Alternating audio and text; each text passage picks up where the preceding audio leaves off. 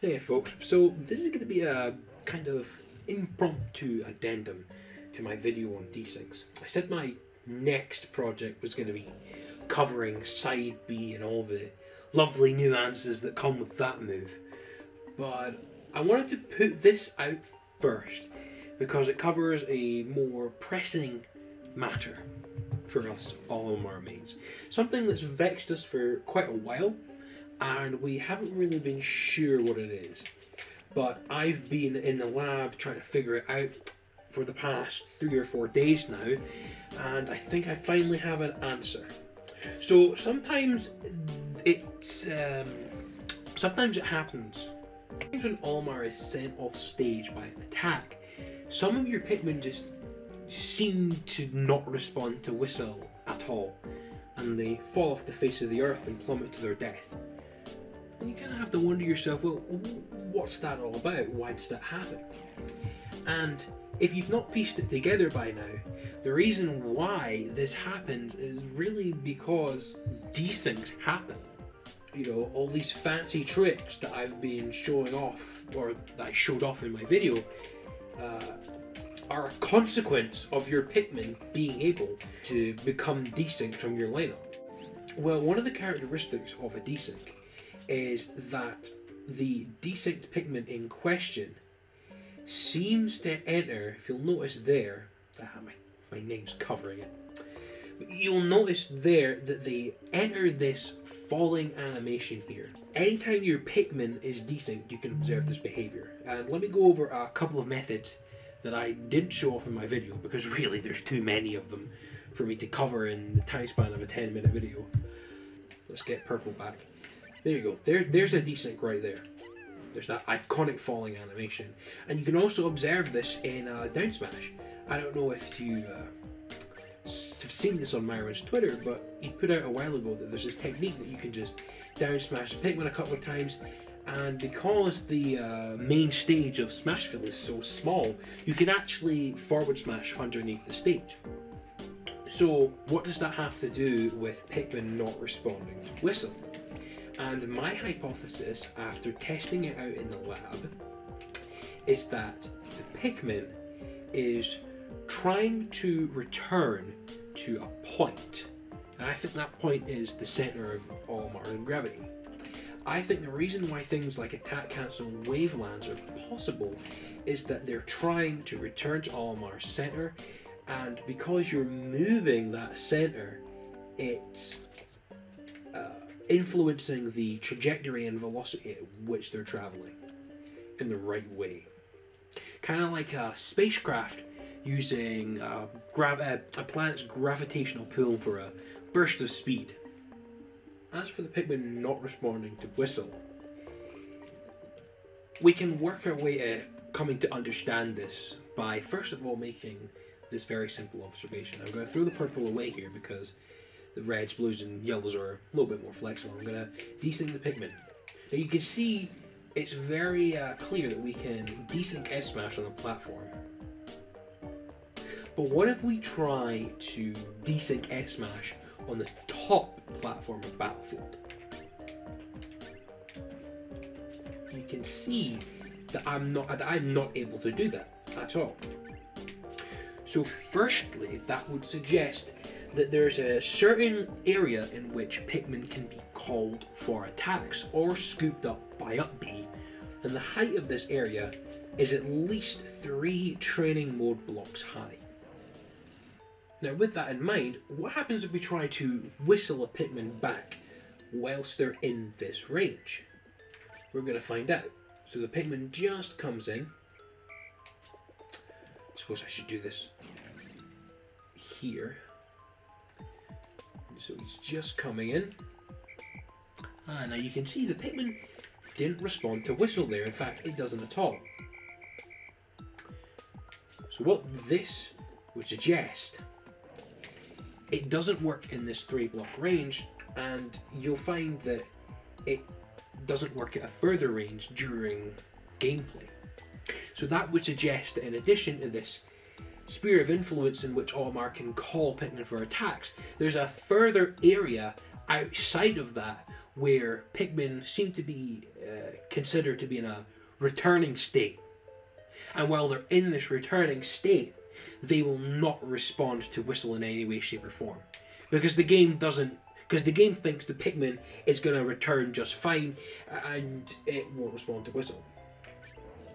But when you are fast falling, or just falling regularly should I say, with this Pikmin, you might notice something. So let me just fall. You'll notice that the distance between Olimar and the Pikmin doesn't actually change that much. Not at all, even. So that would suggest that the falling speeds of each Pikmin are roughly similar to Olimar. And fast falling, the difference between Olimar's regular falling speed and fast fall speed isn't really enough to put him outside of this range in which Pikmin will respond to whistle. However, there is one thing you can do, if I can just demonstrate that now.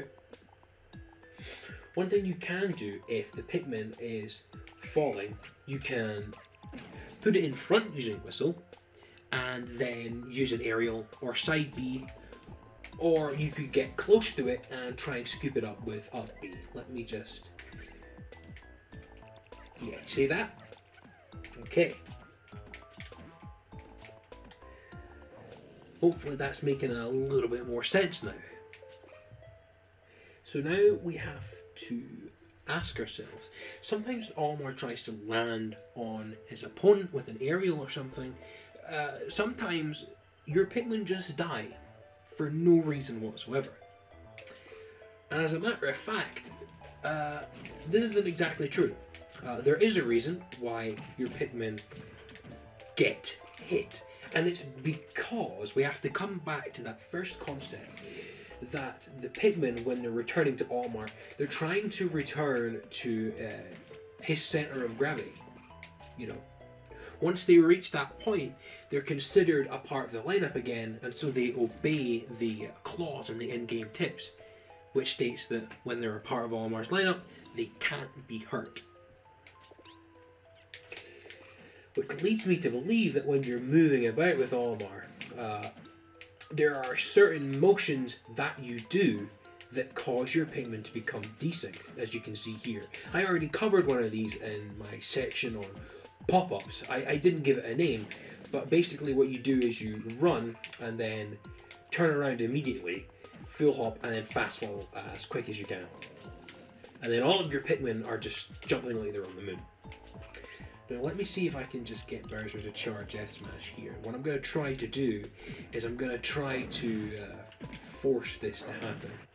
Let's see if that gets it. Yeah, there you go. There you go. If you fast fall, the Pikmin don't fast fall with you.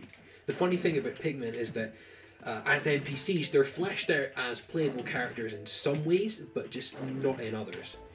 You know, they have the ability to be ledge cancelled, but they don't have a fast fall value.